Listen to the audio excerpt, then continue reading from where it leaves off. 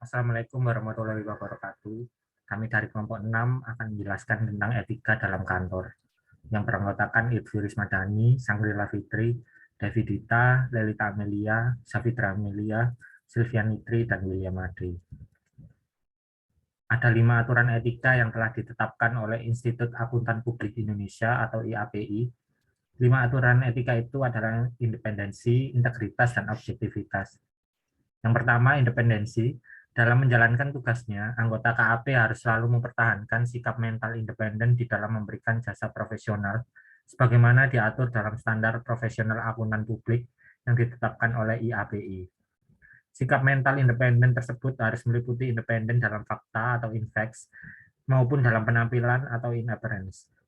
Yang kedua, integritas dan objektivitas. Dalam menjalankan tugasnya, anggota KAP harus mempertahankan integritas dan objektivitas, harus bebas dari benturan kepentingan atau konflik of interest, dan tidak boleh membiarkan faktor salah saji material atau material misstatement yang diketahuinya atau mengalihkan pertimbangannya kepada pihak lain.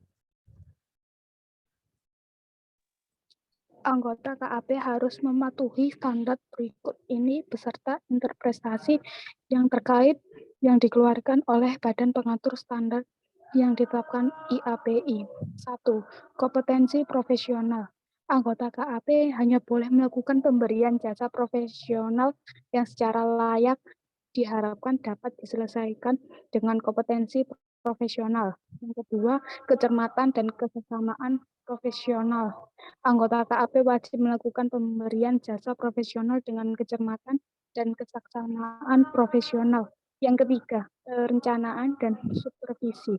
Anggota KAP wajib merencanakan dan mensupervisi secara memadai setiap pelaksanaan pemberian jasa profesional. Yang keempat, data relevan yang memadai.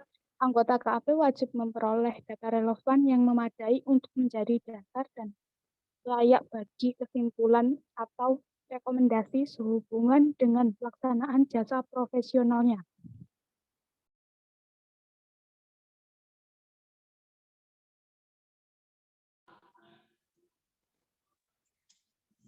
Anggota KAP yang melaksanakan penugasan jasa auditing, atestasi, review, kompilasi, konsultasi manajemen, perpajakan atau jasa profesional lainnya, wajib mematuhi standar yang dikeluarkan oleh Badan Pengatur Standar yang ditetapkan oleh IAPI. Anggota KAP tidak diperkenankan menyatakan pendapat atau memberikan penegasan bahwa laporan keuangan atau data keuangan lain suatu entitas disajikan sesuai dengan prinsip akuntansi yang berlaku umum atau menyatakan bahwa ia tidak menemukan perlunya modifikasi material yang harus dilakukan terhadap laporan atau data tersebut agar sesuai dengan prinsip akuntansi yang berlaku. Apabila laporan tersebut memuat penyimpangan yang berdampak material terhadap laporan atau data secara keseluruhan dari prinsip-prinsip akuntansi yang ditetapkan oleh Badan Pengatur Standar yang ditetapkan IAPI.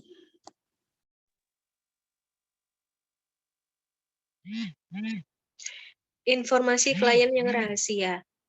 Anggota KAP tidak diperkenankan mengungkapkan informasi klien yang rahasia tanpa persetujuan dari klien.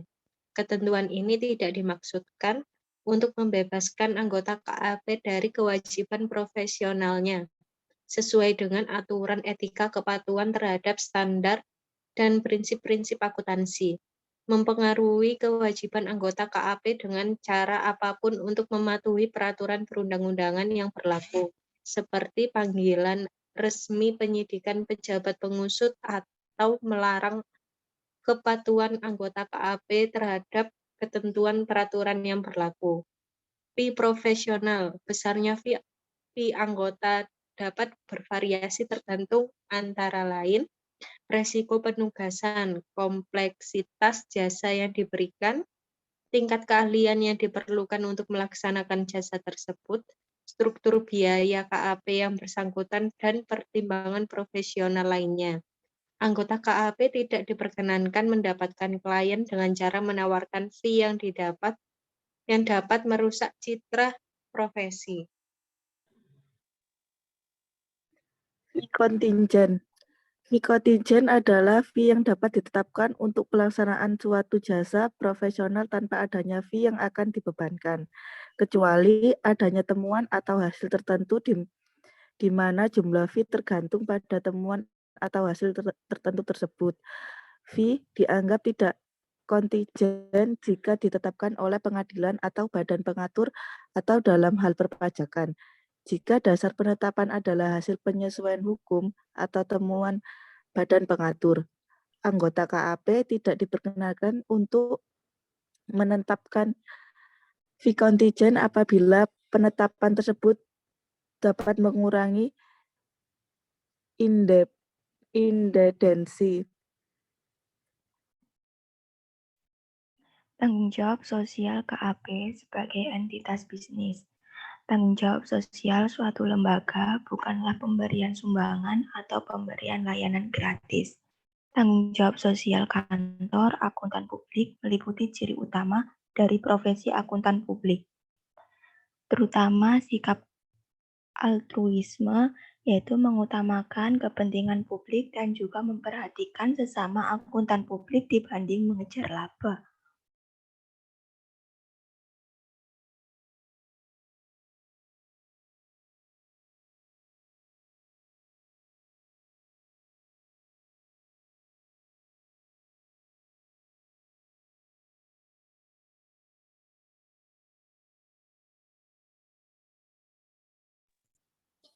Krisis dalam profesi akuntansi. Krisis dalam profesi akuntan publik di Indonesia diperkirakan akan terjadi dalam 10 tahun ke depan, disebabkan karena semakin minimnya SDM akibat kurangnya minat generasi muda terhadap profesi tersebut. Berdasarkan data Institut Akuntan Publik Indonesia, sedikitnya 75% akuntan publik yang berpraktek di Indonesia berusia di atas 55 tahun. Kondisi ini tentunya akan mengancam eksistensi profesi akuntan publik di tanah air karena tidak ada regenerasi kepada kaum muda. Padahal seiring dengan semakin berkembangnya pertumbuhan industri di Indonesia, jasa akuntan semakin dibutuhkan. Apabila keadaan ini tidak bisa diatasi, maka diperkirakan dalam 10 tahun ke depan profesi akuntan terancam mati. Padahal semakin ke depan profesi ini akan sangat menjanjikan karena pesatnya pertumbuhan industri. Regulasi dalam rangka penegakan etika KAP. Di Indonesia melalui Pusat Pembinaan Akuntan dan Jasa Penilaian, pemerintahan melaksanakan regulasi yang bertujuan melakukan pembinaan dan pengawasan terkait dengan penegakan etika terhadap kantor akuntan publik. Hal ini dilakukan sejalan dengan regulasi yang dilakukan oleh asosiasi profesi terhadap anggotanya. Perkembangan terakhir dunia internasional menunjukkan bahwa wewenang peraturan akuntan publik mulai ditarik dari ke pihak pemerintah, dimulai dengan Amerika Serikat yang membentuk Public Company Accounting Oversight Board, merupakan lembaga semi pemerintah yang dibentuk berdasarkan Sarbanes-Oxley Act 2002. Hal ini terkait dengan turunnya kepercayaan masyarakat terhadap lemahnya regulasi yang dilakukan oleh asosiasi profesi, terutama sejak terjadinya kasus Enron dan WorldCom yang menyebabkan bangkrutnya Arthur Ardern sebagai salah satu The Big Five, yaitu kantor akuntan publik besar tingkat dunia.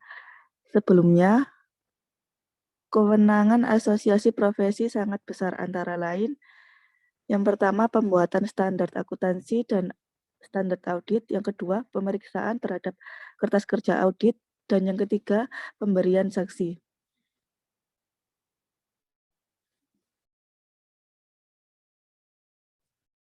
Hasil temuan tentang skandal kebangkrutan Lehman Brothers pada September 2008 silam kini mulai terkuak. Laporan temuan setebal 2.200 halaman tersebut merupakan hasil penelitian lebih dari 1 tahun. Tujuannya untuk menentukan siapa sebenarnya yang bersalah di balik runtuhnya Lehman Brothers yang dikutip dari Winarto tahun 2010. Sekedar kilas balik, Lehman Brothers merupakan salah satu investment bank terbesar di Amerika Serikat yang sudah berusia 150 tahun. Kebangkrutan bank ini merupakan yang terbesar yang pernah terjadi dalam sejarah perbankan di Amerika Serikat.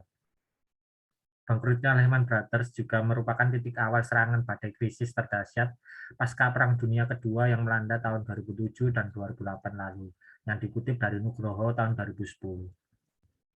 Seorang peneliti dari firma hukum Jenner & Block, Anton Valukas, membuka tabir di balik runtuhnya Lehman Brothers sebagai lembaga keuangan terbesar dalam sejarah korporasi di Amerika Serikat yang memicu krisis finansial global.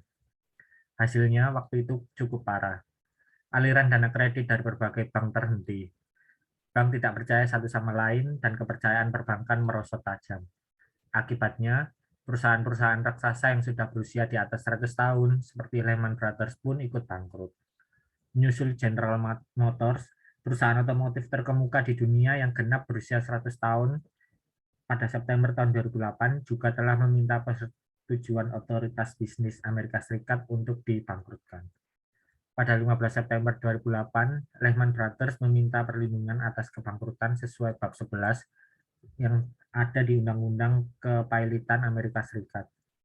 Kewajiban utang Lehman Brothers terhadap bank dinyatakan sejumlah 613 miliar dolar Amerika Serikat, di mana 155 miliar dolar Amerika Serikat adalah utang obligasi, sementara total aset Lehman Brothers yang dimiliki hanya sejumlah 639 miliar dolar Amerika Serikat. Demikian hasil presentasi yang bisa kami sampaikan. Terima kasih banyak atas perhatiannya. Wassalamualaikum warahmatullahi wabarakatuh.